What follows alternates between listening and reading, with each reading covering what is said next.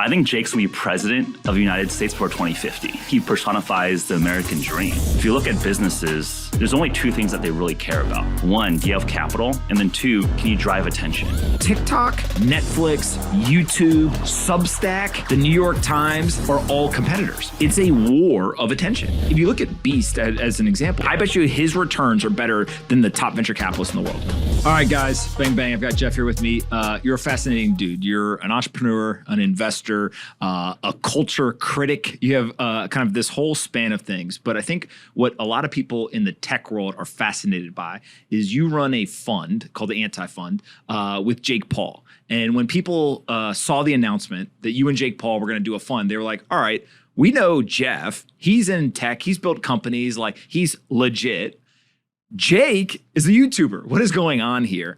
Why partner with Jake on this? And what is the thought process behind bringing together what are seemingly completely two different worlds, what appears to have a lot of success so far in terms of getting access to deals and making some great investments? Yeah, well, Pomp, thanks for having me on the program. I mean, I think you were probably one of my first Miami friends from the tech community all coming here almost a couple of years ago.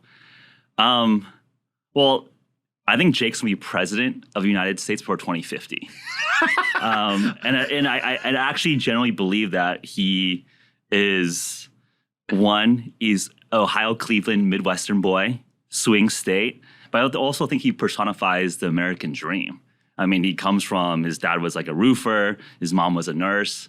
And I think his career in terms of dreaming big, making mistakes, making triumphs along the way, I think that's a very inspiring story. But all seriousness, in terms of like us linking together. Wait, are you serious about, you think he really can become president? Yeah. Yeah. I don't doubt that somebody from like the internet culture will absolutely become president in the future. Is it just his background and kind of his story that you think makes him potentially become president? Or is there something else in there that I think I'm more ambitious for him than himself. I think he's actually quite humble about it. But I think in terms of like what I've looked at in terms of political dynasties, a lot of it is just name recognition. Mm-hmm. If you think about the Clinton family, the Bush family, in some ways they are the aristocracy of America. These are generations of very well-known families that have Bush, Clinton repeated in the media for decades. And if you look at this era of people who have their name out in the public, I can't name many other people aside from the Paul brothers, maybe the Kardashians, some of the YouTubers are up and coming that have that compounding power. Where like, again, like Jake is like 25, right? His brother's like 27.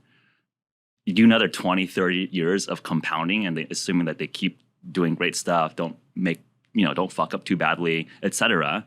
How much power in terms of compounding interest can you see the guys run with? Yeah. And what's fascinating is they definitely started out as like Vine, then YouTube, then they started to like kind of be just famous for being famous almost. Yeah. And now if you look, you're like, wait a minute. Like Jake Paul's a professional boxer. Yeah. Point blank, period. Anyone who says anything else, like you get in the ring with them. Because there's not a lot of people who are willing to do that. And then you look at Logan, like he's a WWE star, right? And so you're looking like, wait a minute, how did this happen in what actually isn't really that long of a period of time? Like what is it, 10 years or less maybe, where they've made these transitions into kind of the more mainstream audiences? And so your bet is just like, hey, things in motion stay in motion. They're going to continue to do this at a very high level for 2 decades, 3 decades. And I think like the brand mode is actually very, very competitive, right? Like if you're looking at just like fashion brands or consumer brands, how much capital, how much time is it going to take to compete with Apple, Coca-Cola, Louis Vuitton? Mm-hmm. I mean, literally billions of dollars and decades, centuries of time. Fortunately or not fortunately, human lifespan is around 100 years. Mm-hmm. So it's like, okay, if you can start compounding your name and brand and image when you're in your teens, 20s, and also have, I think to your point, which I think very astute, able to transition mediums. Because I think most celebrities can't hop platforms. Mm-hmm. Like you're a singer, you're kind of in that lane. You're just like a business person, you're in that lane. I think the versatility to cross different platforms, and I think Donald Trump personifies this, right? He was a real estate guy, reality TV show guy, and then became president. And it's like, okay, it's actually quite genius, quite versatile, and quite rare to be able to be credible across so many different platforms. So I think there is a reaction against, hey, this person is too ambitious. He is out of his lane. Let's slap them down. And I think there is that antibody effect when someone is too ambitious. I think there is a little bit of this human instinct of like pulling people down into their lane. Yeah. So having this resiliency and maybe, can I say, uncancelability to get hit, be resilient, and then keep compounding. I think it's a very rare attribute from a personality side. You got to be kind of crazy in terms of just like mental resilience. And then some sort of versatility, genius, smoothness to be able to spot the trends, chameleon your personality, your image towards that new phenomenon and ride that macro like tailwind. When you all announced the fund, what was the reaction? I saw the public reaction, and some of it was like, haha, this is hilarious. Jason Calacanis, I think you guys went back and forth with him a little bit, right? And like, I love Jason because he's just as much investor as he is entertainer. Like, he really understands the internet. What was it in private? Did you guys get messages of encouragement and support? Were people like, what are you guys doing? What did you personally get in terms of, were people like, hey, you're ruining your career? Or like, what was kind of the feedback? Yeah, I think generally just super positive. I'm very thankful for Chris Dixon, Mark Andreessen from A16Z being our first LPs. Had done business with them previously, and it was great to see them believe in our vision, believe in the execution, believe in what the potential could be. But I think Jake and I have a little bit of a troll personality. I think that's where there's actually a lot of overlapping in terms of ambition and kind of entertainment to ourselves and to the world. So I think when we saw Jason Calacanis like kind of troll us, being like, oh yeah, basically, hey Geoff, you're ruining your career, like this, like he's like terrible. I think we were just laughing. I think it was funny because I feel like Jason is doing the same exact playbook as we are. Yeah. Like he's out there saying some troll stuff, entertaining, and on the side running a bunch of syndicate money. And it's like, hey, like in some sense, like cool, like. I mean, I guess it's like it's entertaining to that level, but I think what I think was like the core reason of why we started the fund was that if you look at businesses and entrepreneurs and what they want from their investors, there's only two things that they really care about. One, do you have capital because you need money to pay for stuff and keep the lights on? And then two, can you drive attention? And I think with anti-fund, with the rise of additional celebrity-driven funds, Kim Kardashian just announced the new PE fund. I think that latter, where if capital is more and more of a commodity, being able to drive attention in an increasingly noisy environment is increasingly powerful. So I don't think it's necessarily, maybe it was novel or a bit of a stunt a couple years ago, but I think when you see the top tier VC funds building podcasts, building newsletters, getting celebrity partners on board. I don't think that's changed. I think it's only going to accelerate towards people that can drive capital, people that can drive attention. And those are the core commodities or levers that any business needs to thrive. Yeah. When you start looking at the creator space, I'm going to use creator very loosely here because I always ask people like, okay, what's a creator? Is Donald Trump a creator? Is a journalist at the New York Times a creator? Like everyone is ultimately competing for attention. Rich over at Lightshed, he's the person who I think convinced me of this first, where he's like TikTok, Netflix, YouTube, Substack, the New York Times, and like your podcast are all competitors. I was like, what are you talking about? And he was like, it is an attention game. And ultimately, they are fighting. You are going to spend 2 hours on your phone today, or for many of us, 6 hours, right? 8 hours. I recently saw a video where somebody was asking some of the TikTok stars how many hours, and it was like 10 to 12 hours on their phone. Okay, what are they spending time on? It's a war of attention. And so when you see these other creators that are all competing for that, who's doing it well? Like, who do you guys look at and you're like, that person gets it, that person has really nailed kind of this model? I think we're at that realization, if not even more extreme on that realization, where a New York Times or a Wall Street Journal is like a basically institutional blog. Yes. And some of the best writers from those very storied publications become stars themselves, right? And I think there's a tension with the employees of these media corporations becoming superstars and then starting their own corporations, right? Like folks like Kara Swisher, she was a quote unquote classic journalist, but I would argue that she's more of a star now. She has her own podcast, runs her own conference. If she wanted to raise a VC fund, I'm sure she could raise a VC fund. So to your point, I think there's just different labels and different flags that you can kind of wrap around where like, hey, I'm going to have more of a journalistic, I want to be the fifth wall or fourth wall version of a content creator, or I'm going to be the star myself and have my personal conflicts of interest and personality out there.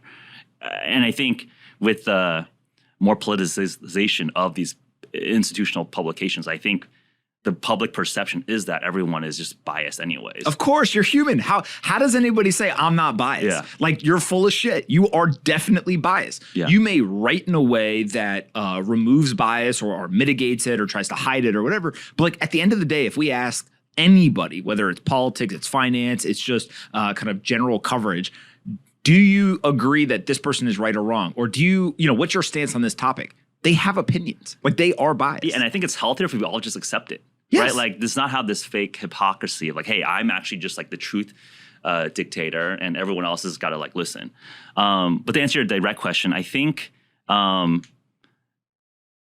terms of like groups or teams that are working really well on just the broad content creator side, I would say that MrBeast, Night Media, executing super well, Milk Boys, Full Send, exiting super well. And I think even like looking up to you, like I think what you're doing from the tech, investment, content side, I mean, like there's a method to the madness in terms of just like pumping out content in shorts. I mean, I think it's actually interesting in terms of innovator's dilemma, right? Like the old school institutions have to monetize through ads and subscription revenue. But I think what we're seeing with especially these celebrity brands is that oftentimes owning brands, owning merch, owning equity formation is actually a more durable business model.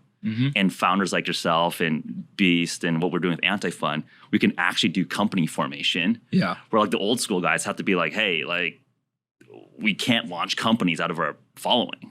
So this is a fascinating topic that requires understanding of history. But if you go back, and I'm going to get some of the exact details wrong, but generally, Sequoia's first fund was in like the 1950s, if I remember correctly. And in it, there was about 9 investments, give or take. I think 3 of them were incubated companies. So they had an idea, they partnered with some founders, they put some capital in, and they owned an outsized portion of the business. And then the remaining part of the fund was all outside investment, just traditional venture capital. Of that, 2 of the 3 companies they incubated delivered majority of the returns for that fund. Now, part of it was the companies worked. Another part of it was they had outsized ownership of the business. But that is really the like dawn of venture capital, was actually incubating plus putting capital out into minority positions in other companies. Now, the reason why that's interesting is because over a 50, 60, almost 70-year time frame, we have seen much less incubation, and people just were like, oh, it's so much easier to just find people and just give them money and get smaller and smaller ownership, to now there's people who make investments that could be millions of dollars and they get like 0.5% of a business, right? But what we are starting to see, and what you're getting at here, is like the new venture capitalists are not people just with funds looking to invest in other people's things. The new venture capitalists are showing up and like, we're returning back to the 1950s of Sequoia, and like we can build the companies better than other folks because there's distribution, there's compounding knowledge, which is actually a very underrated thing. And then there's either access to capital where they're able to raise funds and do all this, or just like the businesses are so profitable that they have the cash flow to actually go and build these. And so like if you look at Beast as an example, like Jimmy's launched how many businesses in the last 2 years? Yeah. I can think of just off the top of my head. He has all the different channels. He has the translation service for other YouTubers. He has the Beast Burger. He has the chocolate bars, right? And there's probably others that I'm not even thinking of. And you're like, that dude's not a creator. Like that guy literally owns a private equity fund or like an incubator, and he is outperforming everyone else. Like I bet you his returns are better than the top venture capitalists in the world. Yeah. I mean, he literally just raised a $100 million fund with the Chernin Group. So they are going down that path. And I mean, I think even if you look at just traditional enterprise software companies, Snowflake was essentially incubated out of Sutter Hill Ventures, right? And I think it's like to the point that you see these like emergent, random, super big software companies. Like a lot of these have like very calculated strategic capital and go to market. And I think, again, going back to what I think are the core commodities, one, access to capital, which goes back to relationships and trust, and then proven distribution advantage, which again takes it takes a lot of time and energy to get your brand and be trusted as someone that can offer a great product or service. And then I think just within my entrepreneurial career, you're seeing that those two things compound and are just quite actually defensive moats. And you just see that the people that do it really, really well have really great access to capital and really great access to distribution. So again, if you just boil down, if you didn't have anything, if you could be the best coder, the best marketer, oftentimes if you can guarantee capital and distribution, you can hire those people. So I think like the conversation of what is the best strategy as a founder individually to do company formation, and then how do you partner with operators? I think it's actually a good time to just pull back and think, hey, from first principles, what are the most important things to double down on? So people will hear us talking about this and like, who the fuck are these guys, right? You built a business, HVMN, which has built a ton of different products. But I think the story of how you've built some of these products really shows kind of the blocking and tackling, the execution of not only being able to build products, but then go sell those products. So talk to us a little bit as to that first business. Like, how did you come up with the idea of going after this? And why did you think it was such a big enough opportunity to spend your time and energy on it? Even before HVMN, our Keytone-IQ, our ketone drink company, I actually studied computer science at Stanford, had a little mobile app company. And at the time, Y Combinator was like fairly new. We were helping Paul Graham and Jessica Livingston throw like startup school and events at Stanford campus. So I got to know the YC people pretty early. So me and a couple buddies decided to start like a mobile app company. Long story short, it's called GlassMap. It was very, very early in the social location mobile space. We built the most efficient battery tracking algorithm for mobile. So this is before location services. This was like early iOS, where tracking your location on iOS would drain your battery in 3-4 hours. So we had long story short, we had a really smart algorithm and kind of hijacking the voice over IP hook to control your data. So it's server driven in terms of location tracking versus device or local driven. Long story short, met Mark Zuckerberg because they were looking at acquiring the space.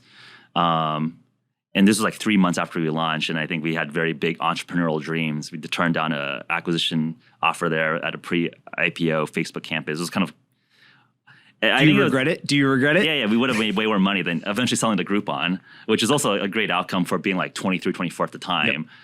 But I actually don't regret it in the sense that like it's very easy to be arrogant when you're getting very early success. And I think that like 6, 9, 12 months of like getting an acquisition interest and then just grinding and be like, hey, like we were growing linearly but not exponentially.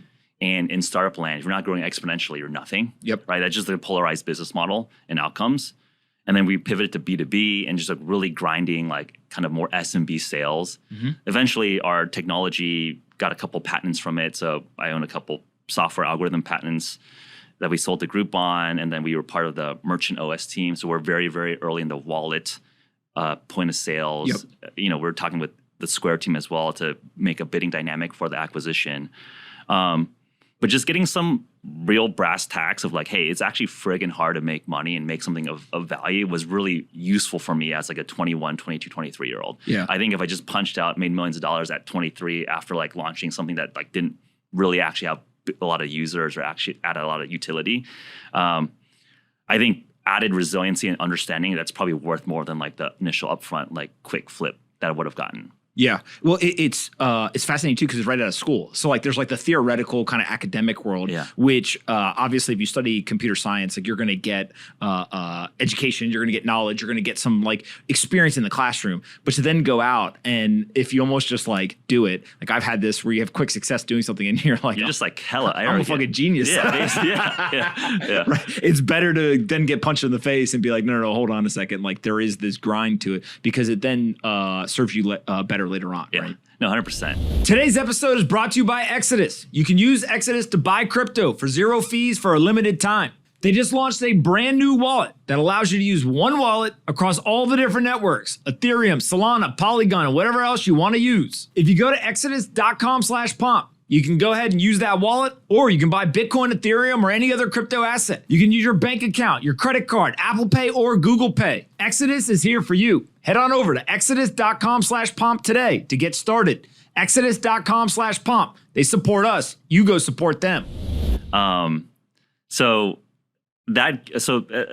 that, again, relatively early success, I would say that it gave me time to explore, and I just really got into biohacking and human performance.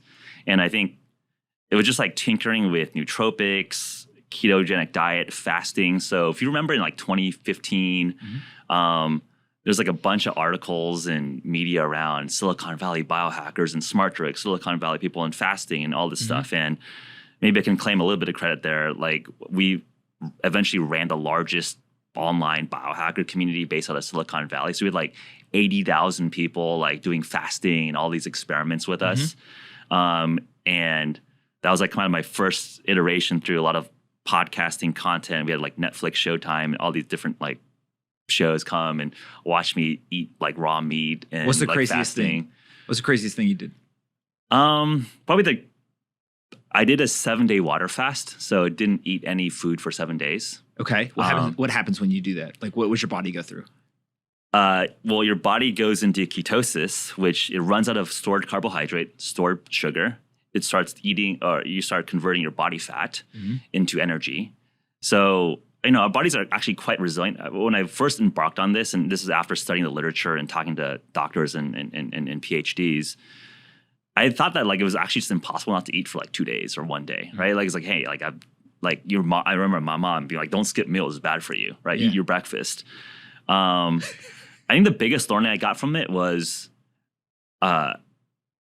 actually understanding stimulus and how your body interprets things.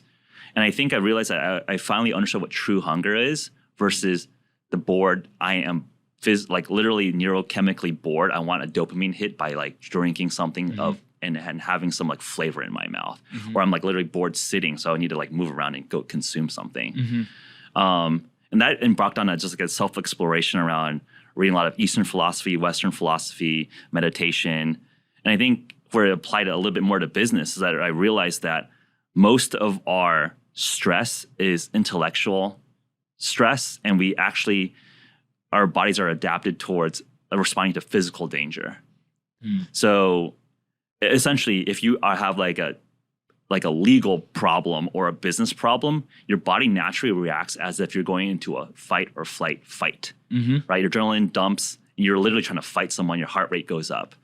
And going through fasting, understanding what true hunger was versus like false bored hunger, I think was very informative for me to, from a mental resilience perspective, realize that basically every single business or modern civilization problem is not a physical, someone trying to kill you problem. It's someone is like suing you, or like there's a business negotiation, or you have a conflict with your boss, but it's like a very intellectual. And decreasing your physical response, like just mentally being like, hey, no one's trying to kill me. Like calm the F down and just process it like very cold, logically, ruthlessly from a rational perspective has been very, very helpful as like a hack to be able to deal with a lot of requests and stressful situations. Because I think it is actually very scary when like you have your first legal dispute or a contract dispute or business dispute, or like you negotiate a salary or a new job.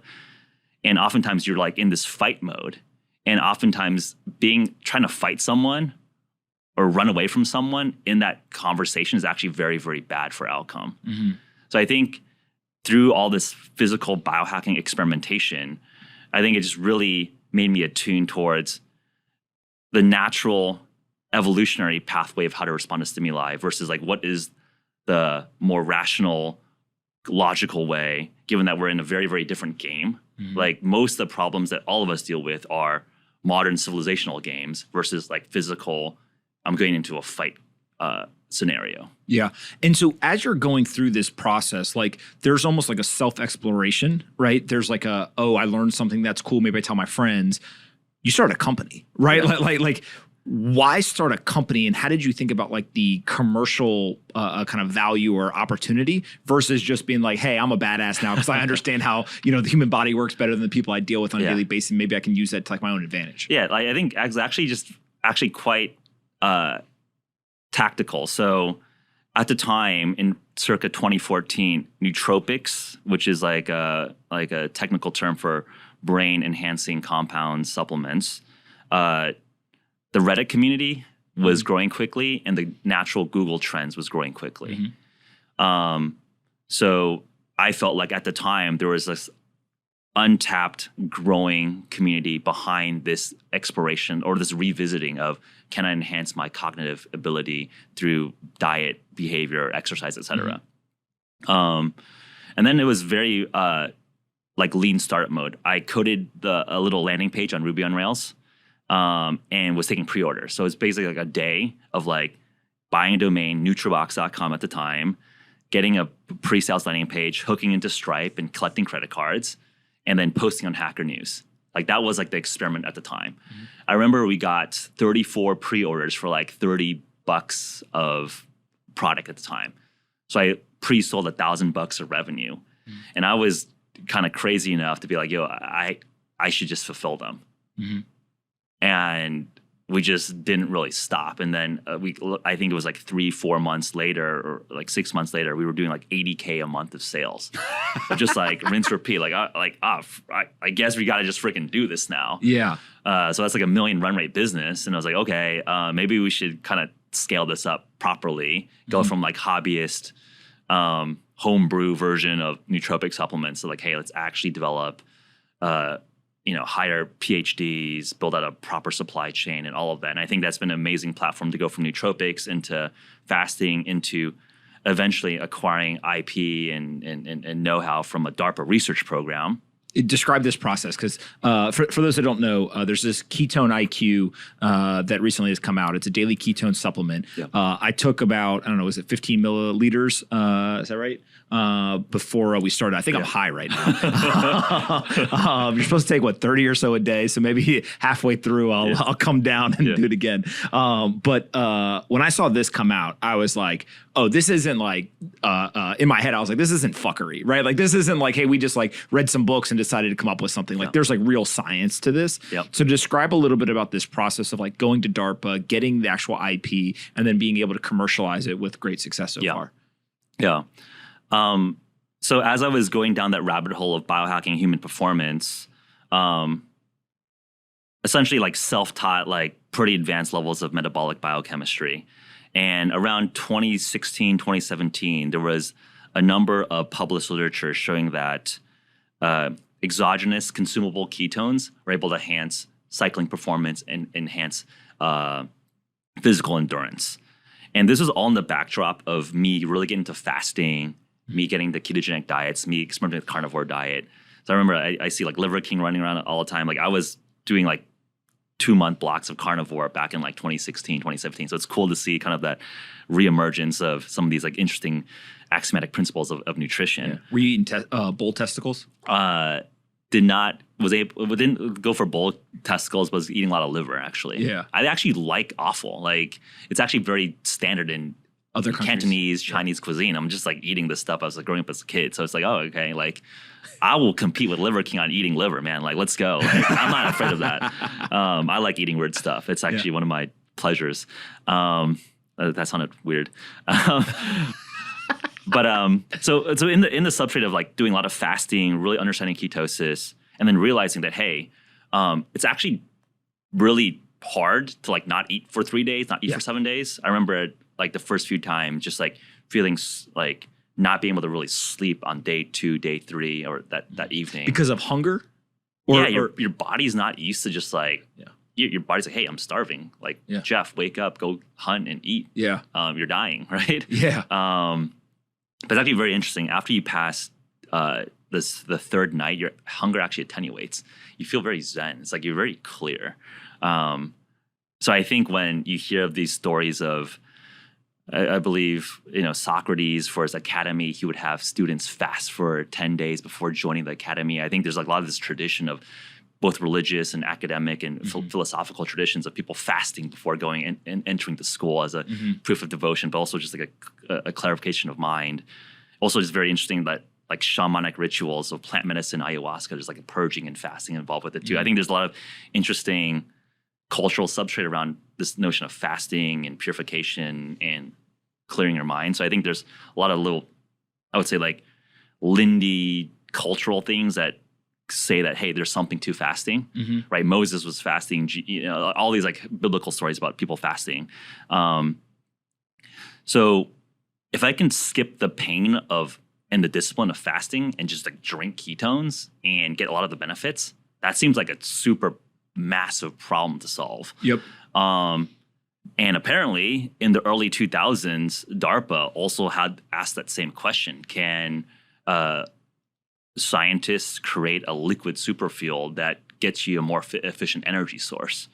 And it's like kind of a crazy story because the vice chairman of the Joint Chiefs of Staff, this gentleman, General Peter Pace, who was the first Marine general that became a chairman of the Joint Chiefs, was the vice chairman of DARPA at the time and actually signed off on this research program called Operation Metabolic Dominance. What a fucking badass name. It just sounds badass. And now, essentially almost, 20 years later, he's on our board helping us, advising us on how to take this and scale this technology up to the next, I guess, stage. But at the time, one dose of this would cost $2,500. So one dose being 30 milliliters like, or so. Yeah, like basically 10, 25 grams of ketones. Yep, would cost $2,500 per dose. And is that because of bureaucracy with military or pharmaceutical industry? Is that because of the materials? No, just straight that up go the into technology to manufacture. So like many organic chemicals, there's a carbon backbone. It's a carbon-based molecule, ketones. So our body naturally converts fatty acids in the liver called ketogenesis into these ketone bodies. So it's just like a organic chemistry process that your liver does when it's under the presence of no glucose hanging around or low glucose hanging around. So the original technology to convert into these ketones was taking crude oil and processing petroleum product into these exogenous ketones. So very dirty, very expensive, very complicated process. But what happened in recent years is that with the rise of synthetic biology, we could actually code genetically engineered E. coli to ferment sugar into the precursors into this drink. So really it was a technology breakthrough, not like actually not a bureaucracy breakthrough. So by fermenting sugar with bugs, a much more efficient process. So it took, we had a version 1 of this product that cost $30 a dose. And a lot of our customers were Tour de France teams, MMA athletes. And that was actually my initial foray, getting to know a lot of athletes, getting to know Lance Armstrong, Apollo Ono, and then, Conor McGregor's the world, Jake Paul's the world is actually all due through ketones. And then... And they were on like some search. They knew that, hey, if I can get deeper and deeper into ketosis, my metabolism and my kind of metabolic health, all this stuff will improve and therefore I can be more dominant at my sport. And so they were already kind of in the science and trying to find this stuff? Or would you guys go and be like, hey, I know you're gifted as an athlete, but like there's this whole science thing that you should learn about so that you can get better? It's actually the former. So I think what I realized being able to work with the tip of the spear elite operators in the military and elite athletes and like business folks or entrepreneurs and tech folks like ourselves, I think everyone is just like smart and savage about winning. Yes. And like the very, very elite athletes are just super disciplined and super structured around gaining edges, right? Like sport is how do you get an unfair advantage that's fair against your opponents? Same with business, same with every single endeavor of humanity that's competitive, right? You're just trying to find advantage. And I would say over the last couple decades, like the nutrition and training regimens of cycling nutrition, cycling workouts, right? There's like this whole notion of recovery is super important. And you're cycling like heavy workouts and then backing off and doing recovery. I would say like the most elite athletes are also doing it for nutrition. You will lower your carbohydrate intake in preseason just to really ramp up your fat oxidation, right? You're almost starving your body, forcing your body to get really, really efficient. And then when you're getting closer to competition, engorge it with like all the nutrition possible. So you're just super flush with energy when you go into your Olympic match or your boxing match or your MMA match. So this notion of exercise cycling and the nutrition cycling, it's like, that is what people are, full-time professionals are studying this and part of these teams. And if you look at just sports medicine, sports physiology, before, like in the early 1900s, it was like a gentleman's sport, right? Like you just were like a rich person that had like your family estate. You're going to just go run the marathon or you compete with other gentlemen. And then I would say got a little bit more professionalized. There's like a coach that would like teach you everything. Hey, do this workout, do the nutrition. And now you look at sports departments, strength and conditioning specialists, nutrition specialists, recovery specialists. I mean, I think just seeing like Jake Paul's specific camp, I mean, he is like actually crazy sophisticated with like literally a full-time breath coach, a full-time like stretching and like yoga coach, like multiple boxing coaches, a strength and conditioning coach, a chef nutritionist. And I think that's actually quite commonplace with the elite teams in the military as well as elite sports teams. So I would say like the whole sophistication has gotten very, very granular, because like the difference between gold and 10th place is like so fractional at this time. Yeah. When you see that, do you think that this will get into business as well? So like we already see, I don't know, like the super wealthy, they have private chef or they have, some components of this. They don't think of it so much as maybe performance as they think about it as it's saving them time or it's for their family to make life easier or whatever. But do we know of stories where there are founders who have very specialized coaches for their own physical body? Not, hey, I have a coach that I talk to, for business strategy or something like that, but like actual physical optimization as performing in the business environment? I mean, I think people talk less about it, but maybe like one just very visible example is Jeff Bezos definitely is on some optimization, right? Like, I mean, he's in his 50s and he's just like ripped, right? Like you don't suddenly add 20, 30 pounds of lean muscle tissue without some hormone optimization and all of that.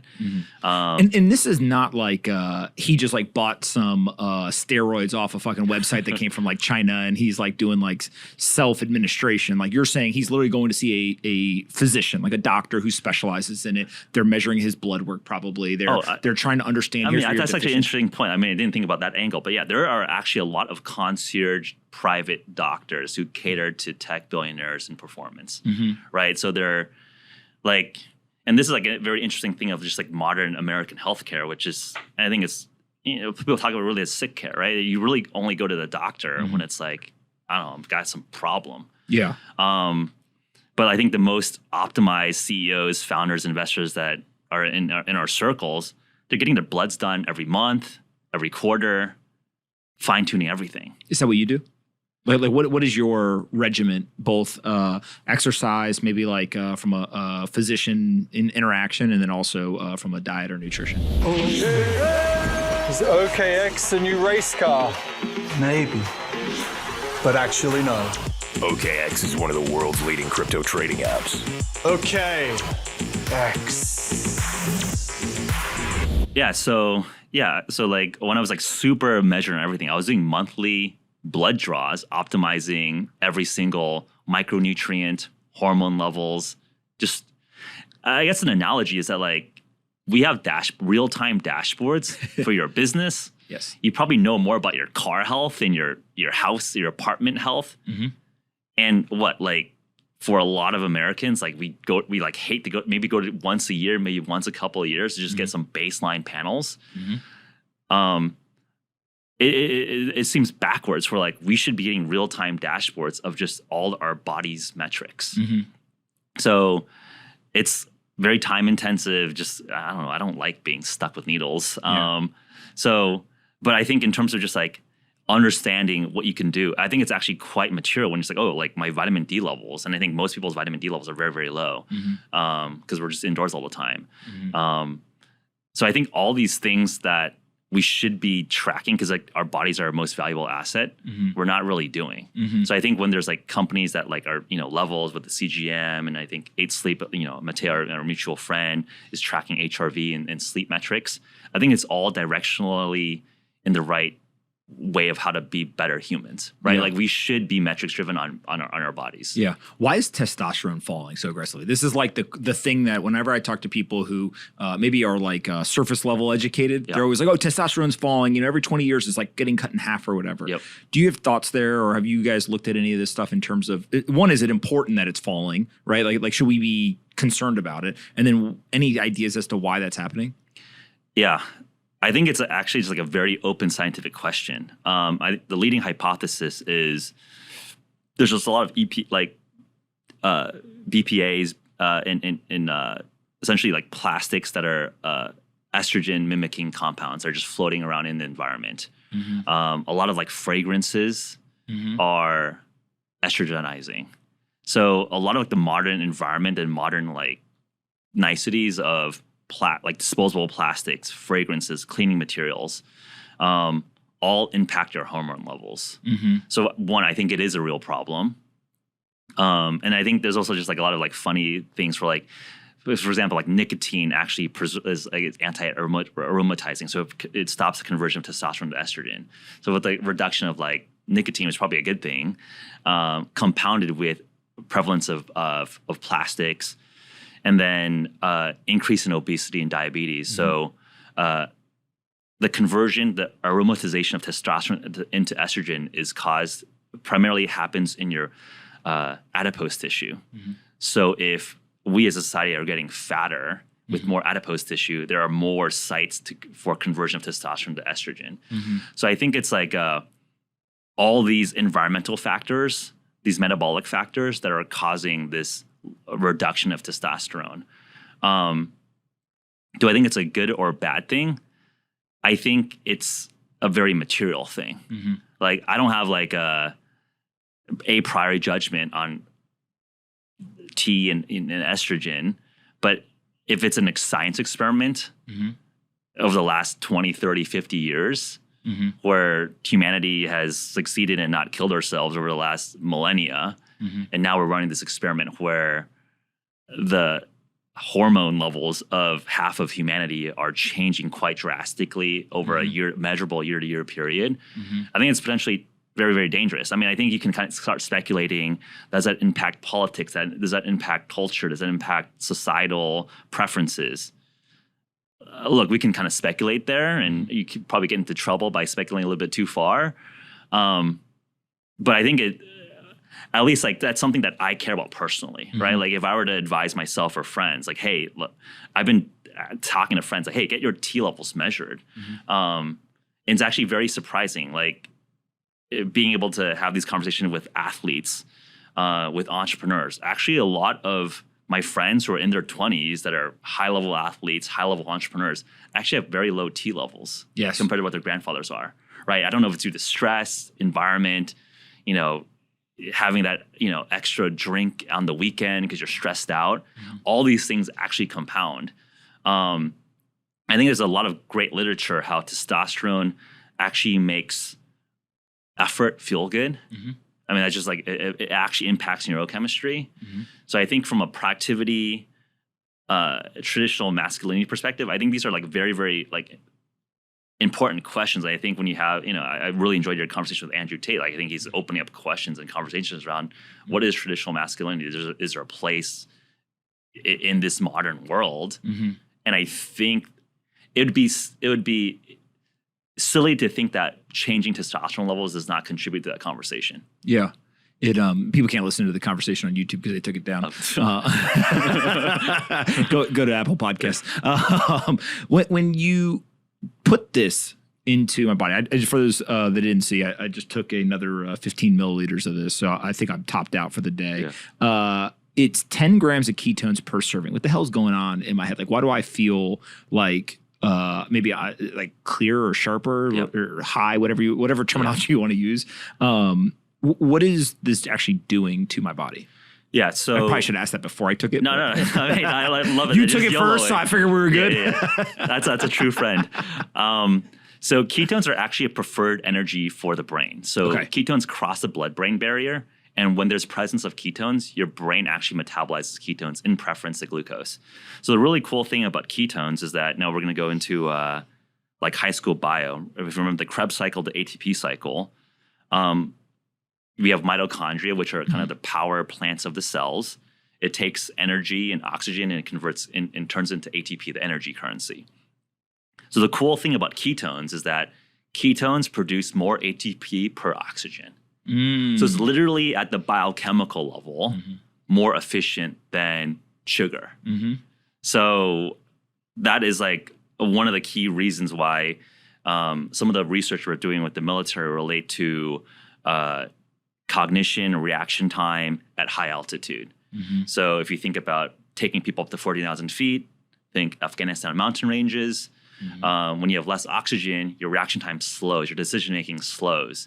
If there are energy substrates that can produce more ATP per unit oxygen when there's less oxygen available, and you're able to preserve function, that's very useful from a military application, but of course from like an intellectual creator application, very useful as well. Yeah, it's a fascinating conversation right now because I recently had Kaj Larson, pretty well-known Navy SEAL, and we were talking about all of the controversy in SEAL training. And so now there's people who are claiming like, oh, there's like rampant steroid use and like all this crazy stuff. And I'm like, dude, y'all want to know what was going on in every single military school I ever went to? Like people were popping Advil, right? Because like their bodies hurt, right? And like, is that rampant? Is that abuse? Is that whatever? Like, I don't know. But I can tell you that in the military, guess where else that was super popular? In a college football locker room where guys were taking Percocets and all kinds of stuff before they went out and played, right? And so like you start to look at this and you're like, man, okay, so we know people are going to take things because either want an edge, they want to contain pain, they want recovery, they want whatever. But a lot of in the military specifically, it's like, what can we put on the soldier? Yep. So it's like, let's give them night vision. Cool. We've like now made this like thing that can see in the night, and our warriors can go out in the night when other people can't see, right? We've got scopes, we've got body armor, we've got like all these things that are external to the body that we are essentially trying to create like the RoboCop soldiers, right? To whatever degree. You then supplement that with things like Andorra, which I know you guys invested in terms of better intelligence, better information, better technology. But really what you're talking about is like, well, what happens if we also could improve the soldiers in the military use case from the inside out? Yep. And going on a 10-mile run as fast as you possibly can to some degree is trying to strengthen the body and build endurance and like do all this stuff. But like there's probably other things that we can do. And if we have our soldiers eating cupcakes all day versus eating like a healthy diet, like they're being coached to eat healthy, not eat shit. So what is the difference between like, don't smoke cigarettes, don't eat a bunch of sugar, and like, oh, by the way, drink this drink that is going to help you in some way? Yeah. Like it feels like a natural extension to me. Yeah. I mean, I think one of the coolest career experiences that, through HVMN, we became a military contractor. So we have a multi-million-dollar contract with Special Operations Command, and like getting to know service members really at the tip of the spear and hearing their stories. I mean, being a California, LA, born, raised, and then a Stanford, like just a California kid, and then just like going to Fort Bragg and Virginia Beach and like, Georgia, right? Like it was like, I felt like I just understood America much better by spending time with these guys. Like they truly believe in this country. I mean, they're bleeding and had, and people, lost their lives, like defending our way of life. So it's been like, I think one of the privileges or the coolest parts of my career so far. But I think that,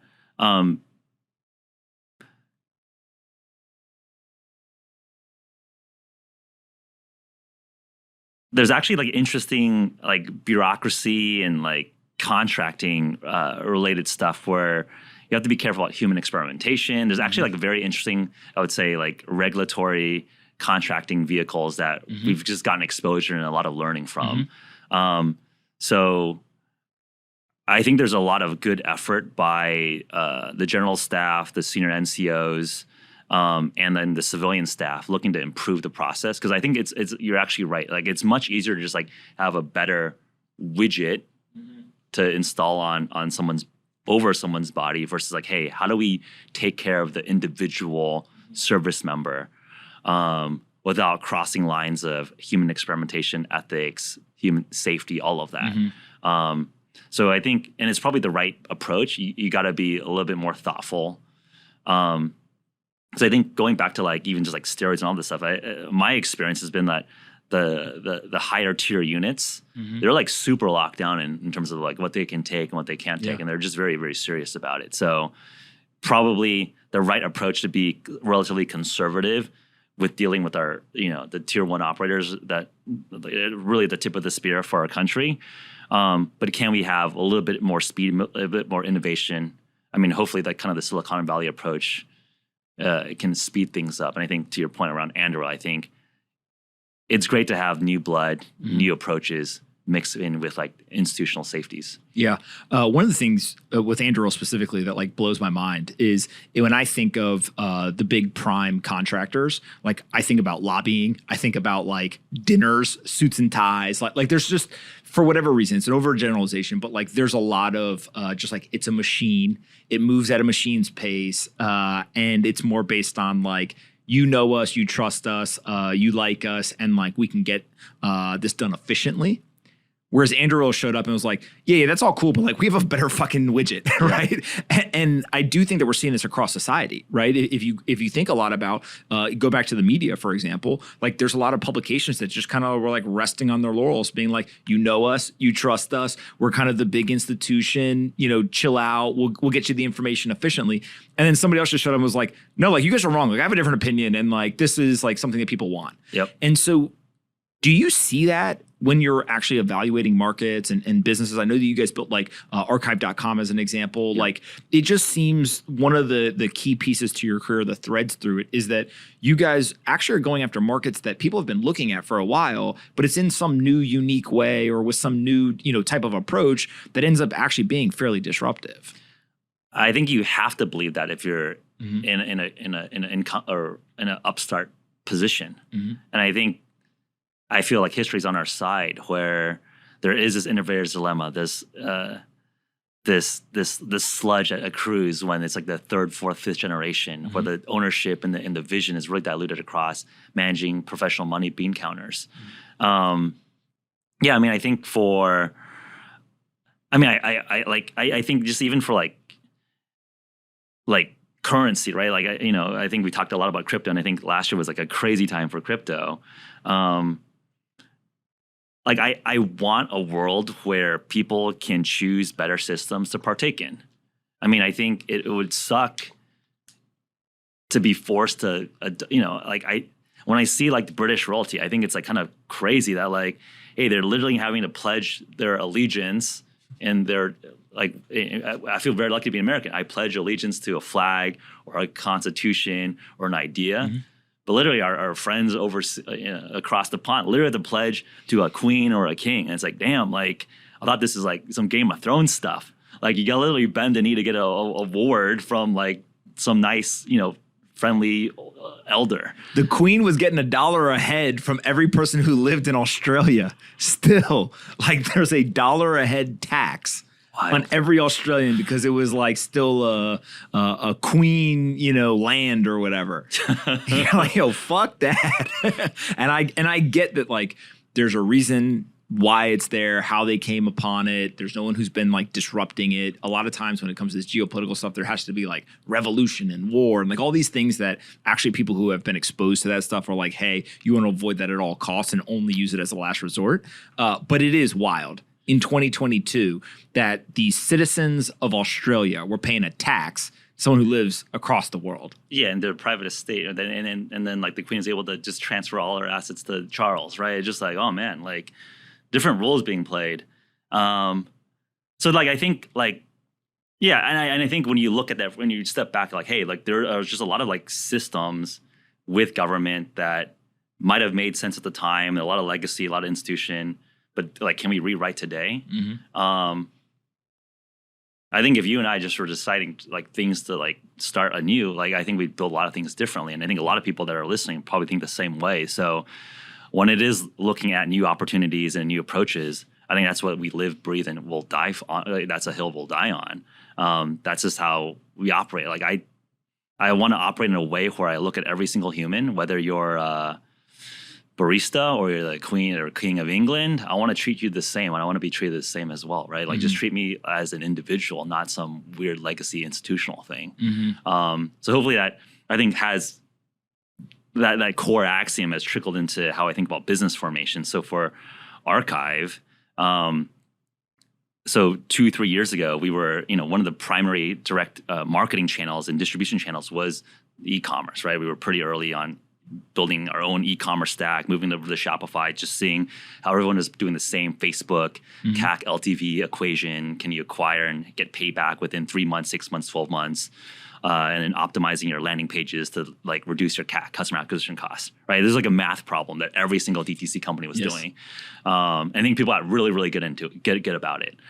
But we were quite metrics driven around like, hey, like a lot of the like reported results were actually very, very soft. And I would say 2-3 years ago, we realized the power of actual community and just thinking, what is the first principles of marketing? It's just like an extended way of like goodwill. Like how do you get people talking positively on your brand? And how do you actually manage a digital community? So Archive really came from this insight that, hey, doing this, that like the pay to play, run Facebook, run Google, and then maybe have 10% of your spend on random other like Snap and other stuff probably wasn't going to be sustainable.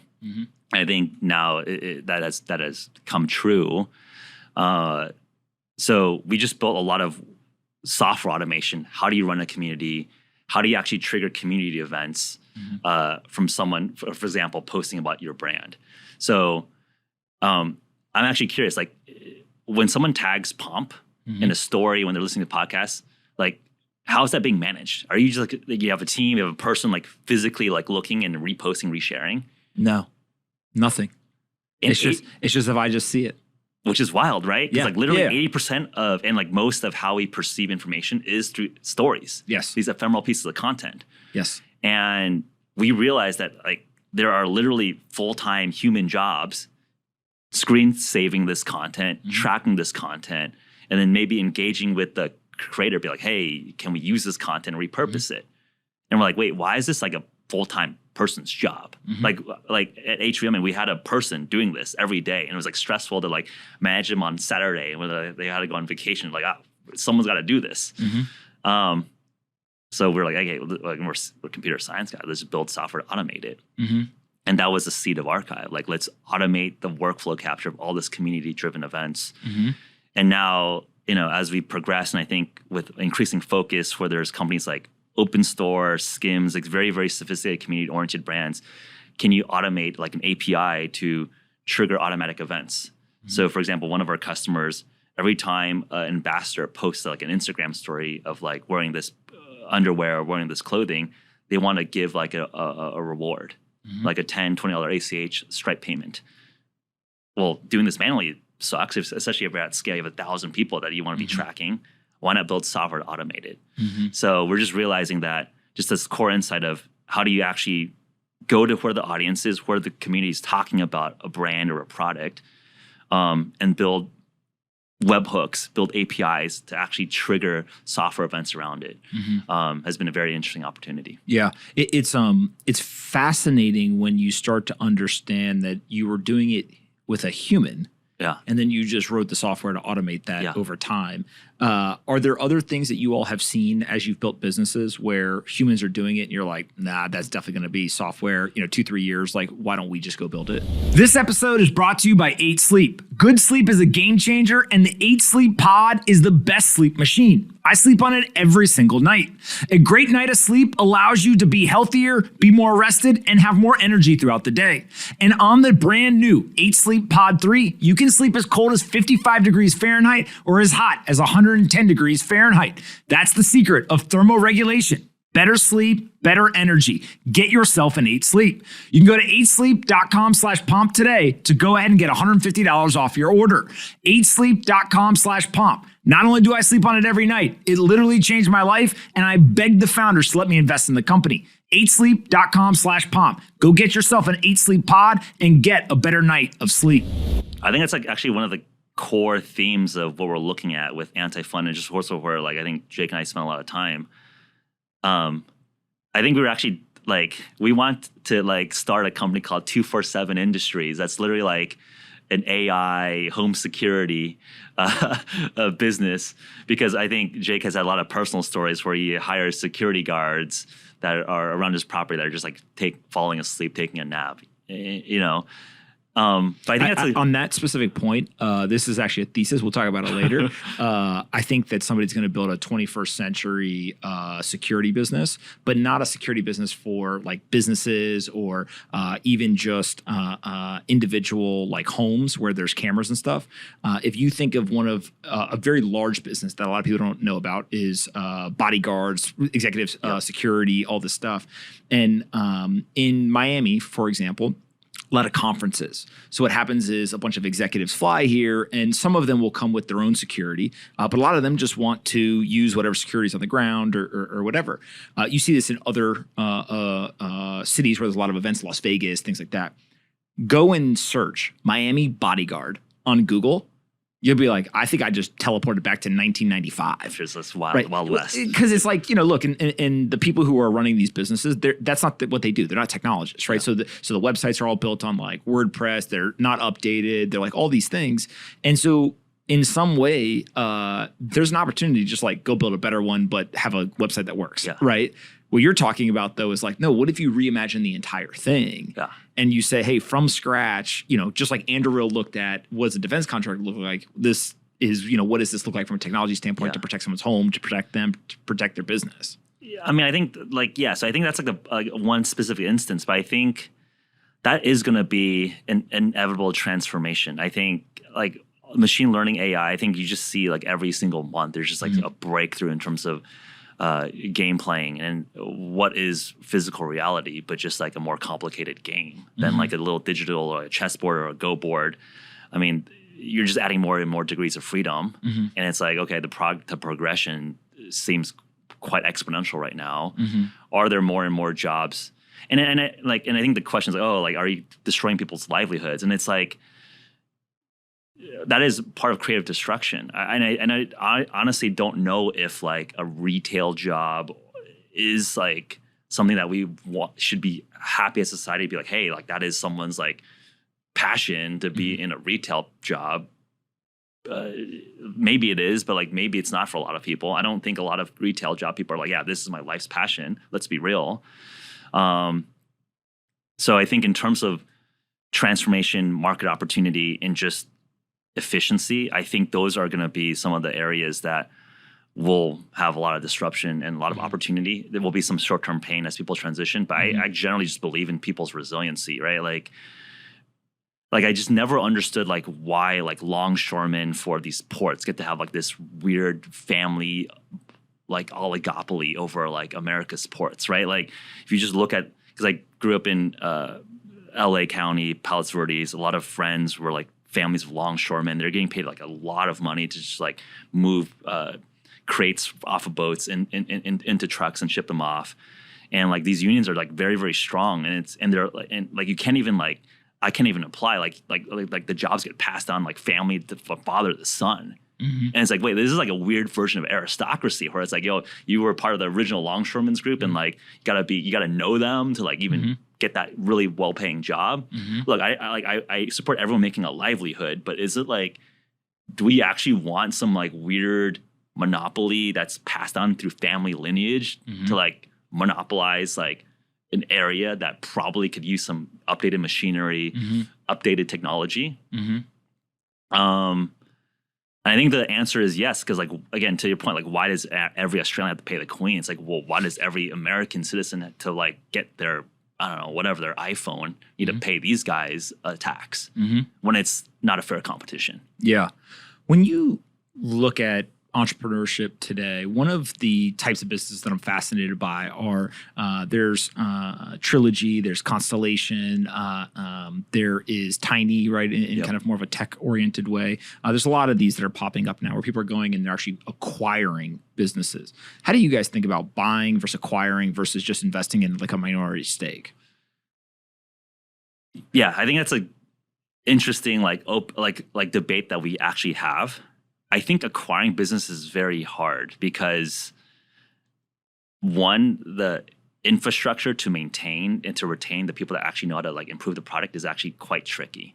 Like having sold a company and being amalgamated into like the Borg of Groupon through my first company, GlassMap, I just saw like the very difficult challenges of like a properly good M&A integration, right? Like I think it's hard from an existing ego perspective because like I remember I probably was getting paid a lot more than like my random coworkers. I just went through the front door, and then like I had like a bigger ego because I was like, oh, I sold my company and I'm more important. And then it's like, wait, like I don't think you actually like those are like the weird subtle dynamics of the human personality side that like I think are underspoken about with a big M&A kind of style play.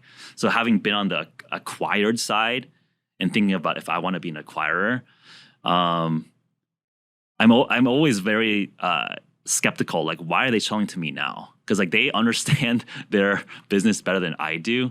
If they're willing to sell it to me, like why are they just not trying to sell it to me? If there's like some broader reason why our incentives are aligned moving forward, I will feel more comfortable about it. But I think it's kind of dangerous to be like, I have a strict information disadvantage, and you're selling it to me. Why are you doing that? Yeah. So I feel like, I've been much more on the side of like building and incubating because I feel like maybe with the same amount of effort and selection, you can just go from 0 to like, 1, 2, 5 million of revenue versus like, hey, I'm going to spend 5 times, 10 times, whatever multiple, whatever industry to buy someone's thing. And then maybe have to rebuild the whole thing anyways. Yeah. That's an interesting point of like, do you think about starting businesses and you're like, hey, the first goal is to get to like $1 million or $5 million and it's kind of bottoms up and like, let's get momentum? Or do you think about, is this $1 billion revenue opportunity and then like back into here's how we're going to get to $1 billion in revenue? Like, is it more master plan top down or is it more, this is an interesting idea, let's get started, build momentum, and it's bottoms up? I think it's like the paradox of having to hold both states in your mind. I think you always have to have like this narrative, this vision of like why this is like a valuable problem that we're spending our scarce resource of time on. So yeah, I want to have this vision of like, hey, how is this going to be $1 billion company that's worth all of our smart brains and energies and limited effort? But I think when it's like pure narrative, I think that oftentimes is very dangerous because like you just go into like the atmosphere, just raising a bunch of money. You don't actually like make an actual business. So I think you choose a good market, and I think maybe Betr, our sports betting business, is like a good case study for this, right? Sports betting, massive market. We think it's going to be a growing market as more states legalize sports betting. But like, what is our approach to literally get the first state licensed, and how do we acquire our first 100, 1,000, 10,000 users and have a really great experience with them? So I think that is like the challenge in the artistry of entrepreneurship. How do you actually have like this path, this winding path to like $1 billion opportunity, but like don't get so full of your ego for it's like, yeah, you literally need one person to like pay you money to like keep the lights on. So if you can find and hold or have a complementary team where you can do both, I think that's almost required. It's insufficient to have one or the other. Like how do you get your first 5 million of revenue? I see a lot of investors starting to build companies again, which is exciting. Yeah. But I also see a lot of entrepreneurs who are previously, they had the dream. They had I'm going to go build the next, Airbnb or whatever business. And in conversations over the last 6 months, market prices come down. I think reality kind of sets in a little bit more. There's more of an acknowledgement of like Airbnb didn't start off with like a multi-billion-dollar plan. It started off with like, I have an air mattress in my kitchen. Yeah, and they're like selling like Captain Crunches or whatever to like pay the bills. Absolutely. And so I do think it goes back to kind of the saying of like everything valuable starts off looking like a toy, right?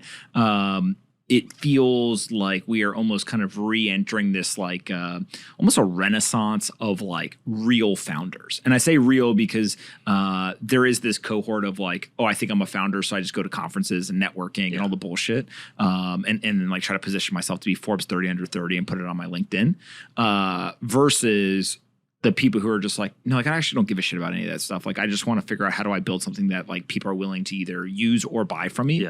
Yeah. And that it like gets me very excited. It feels like, oh, now if you have ideas, like now's the time to fucking go, leave your job, quit whatever else you're working on, like go, because for the next 2 to 3 years, you're going to see like this capital injection in the early stages. You're going to see a renaissance of all this stuff. And 5, 6, 7 years from now, we'll be talking about the companies that are started right now. Yeah. I mean, I think also just broadly, I think like the best investors I know, I think of themselves as founders.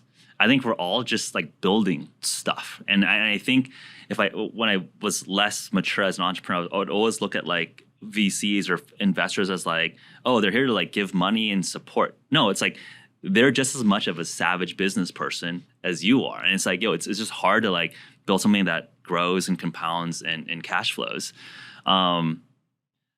So I think it's just like a healthy correction of expectations. I don't blame anyone because I think that was probably the right strategy in full bull market. Like, everyone was throwing around money like crazy. And I think when we were hanging out in Miami over 2020, it was like, this is like a crazy time. Fun time. It was like, and it's probably the right approach. Just like tell a great story, acquire capital. Just get long and loud, right? Like literally that was what people were doing. And I think Mark Cuban may be the one who said like in the 90s, like that was like an entire investment strategy. It was just like get long and get loud. Yeah. And it feels like that describes 2021. Yeah. Was people were just long every asset in the world. Like they were like, I just bought a fucking Beanie Baby. I got a baseball card. I got this. I got that. And everything's going up. Yeah. And then it obviously, so like I think like you learn like, hey, you also got it's not just like entry price, but also sell price, right? Yes. Like I think I learned that from a lot of my Wall Street, New York friends. I feel like at least we probably cut in the same cloth. I was very much like a founder, accumulator, never hold, never sell. I think I definitely learned a personal lesson in terms of it's, we're also in the business world where you also should de-risk and take gains off the table. So it's like a balance. But I think to your point, I think it's great that ultimately, like what is, I think one thing I like to say is that a lot of things are simple but not easy. Like make something that people will pay you more money for than that cost you to produce. It's a super simple statement, but it's not easy to do and easy to do at scale. And I think that like as more and more people build, I'm very optimistic on capitalism and people's creativity and people's like ambition. Like when I look at that side of the world, I'm very optimistic. And then I look at the other news of like war and crime. And I'm like kind of, it's like, okay, like the world is so big. You can kind of look at whatever you want and you can tell yourself whatever story you want. And I think it's probably like our own discipline and almost our own self brainwashing or self-religion, where do you want to draw your attention to? And I think hopefully we can inspire more people to go towards building and creating versus like, hey, like the world's going to shit and like I gotta like burn everything down. Yeah. It's an optimist view, which I think in technology is very persistent. Like the technology industry is, you have to be an optimist. It's very hard to be a pessimist and survive. I do wonder how much of the pessimistic view we see outside of the technology industry is kind of a point in time, and the pendulum swings back, and people are like, "Oh, pessimists," they end up broke and depressed and like basically screwed. And even if the ship is going down, being the optimist is still a better position to be in. Like the optimist on the sinking ship than to be the pessimist in, the great empire, because at the end of the day, you can only control so much. And it's like your mindset being, one of the most important things. Yeah. I mean, I think it's important on the individual level and important on a societal level. Like, I think humans want to be part of the winning team. So I think it's like super important if, as you're thinking about team formation or like nation state construction, like how do you create this narrative that you're a force of good, force of positivity? I think it's very dangerous when it's like, oh, your country is like founded on sin, or it's like a bad position, we got to tear everything down. Like, like how does that allow you to build and create value, right? Like, and I think it's like, it feels very value extractive versus like value accretive. And at a certain point, like if we're just like looking at our neighbor's stuff and trying to take stuff, I don't know if that's like that world I want to be in, right? Like, and I think I'm more mindful of that because I feel like there are definitely just segments of every country, but I think especially in America where it's like very like value extractive. Like, hey, we need to like punish people, and I think that's like I don't know if we like that's the direction of the country we want to go in. Yeah, I could not agree more. When you look out over the next 5 years or so, what are you most excited about in terms of investing and building companies? I think on the maybe just fresh just the approach in terms of strategy shift. Yeah, I think last year was like go long everything. I mean, I think I know we've just shared stories of just crazy deals just flying around, things getting like oversubscribed in like 24 hours, just fire stuff everywhere. I think the mood and focus now is be really involved, incubate, get on the ground floor with in markets or problems that we think that we have special understanding of or just are big believers in. So I think AI, machine learning, and their applications into like very verticalized applications is very interesting. I think especially with Jake, with sport and media, I think there's a lot of interesting applications. And I think this Betr is one manifestation of that. How do you get the modern version of kind of these entertainment products and community products? And then I think, so like focusing a lot on incubations or super, super early stage, like ground floor level, co-founding, starting these things from scratch, or just like backing like post product market fit, post revenue, like companies like Anduril or like things like Alchemy, which is like a Web3 infrastructure company. I think it's increasingly hard to be in no man's land, which is that like you don't have enough ownership or control or moral authority to be like really that engaged with the company.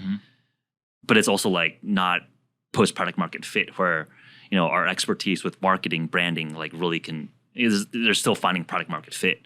So I think the philosophy is like, hey, polarize the position, like really understand, are we in category 1 or category 2?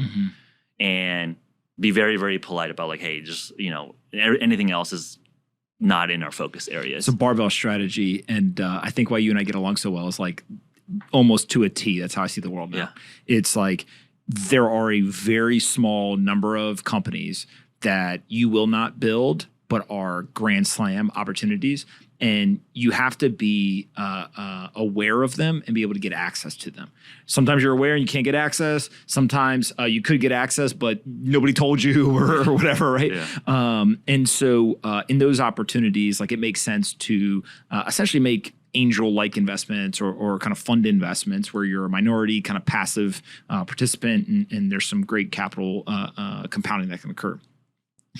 But I think it's a white, kind of slate in terms of the building side. Yeah. And my guess is that the next cohort of really big companies, people are going to be shocked by who's building them because it's not going to be, some of the same types of people. Like the patterns are about to get broken, and that is healthy. But also the best investors, they're not going to be caught flat-footed. Like I already see them. They're like, oh, okay, world's shifting. Like there's certain other people. How many investors are like, I'll give MrBeast any amount of money he wants to build companies. Yeah. Like there's actually a number of them that are very intelligent. They realize, okay, the world has shifted. Now this guy actually is MrBeast the new Y Combinator? Like it's a different model. It's a different way of doing it. It's a different value proposition. But Y Combinator has been incredibly successful at being able to put companies through and find success. It's going to be hard pressed to find someone who's doing it at a level that he's doing it right now, 100%. Right? And so it's like an interesting thing because with Y Combinator, you can invest in their funds, you can put companies through like all this stuff. With MrBeast, it may not be as clear as to how do you benefit from that financially if you're just a passive investor who's got capital. Yeah, no, I mean, this is what I said. I've always said that Paul Graham's the best entrepreneur in Silicon Valley over the last 20 years. Probably. I mean, just straight up, like he literally is a multi-billionaire, literally has stakes in some of the most iconic companies built out of Silicon Valley and has made himself an institution. Mm-hmm. Right. And like, I think the way he succeeds is like, you don't even think of him as an entrepreneur. He's just like the nice principal guru. Mm-hmm. And it's like, it's part of the substrate of Silicon Valley. Like he's succeeded so damn well that he's invisible, that people don't even think of him as like a profit collector. I just remember he was like the only LP or besides like Sequoia for like a lot of the initial funds. I mean, the guy arguably made one of the best companies over the last 20 years. And I think people don't even consider him an entrepreneur, which is like the super interesting jujitsu move, Aikido move, where it's like, he's a silent killer. Like he won. It is pretty freaking impressive. right? Like people don't think of him as an entrepreneur. Yeah. But Y Combinator's got to be worth a couple $1 billion. Easy. Yeah. I mean, if you just have a few points of Stripe, Airbnb, Drop, I mean, just go down that list. Like, oh, shit. And he's like the main LP of all these funds. Oh, okay. Yeah. It is absolutely insane. Where can we send people to find you on the internet, find out more about the companies? I'm available at Geoffrey Woo, GeoffreyWoo, Instagram, Twitter, Anti-Fund, HVMN, Archive. Betr, BETR. We're available. Just Google. Yeah. I always appreciate talking to you. Thank you so much. We'll do it again in the future. Yeah. It's awesome.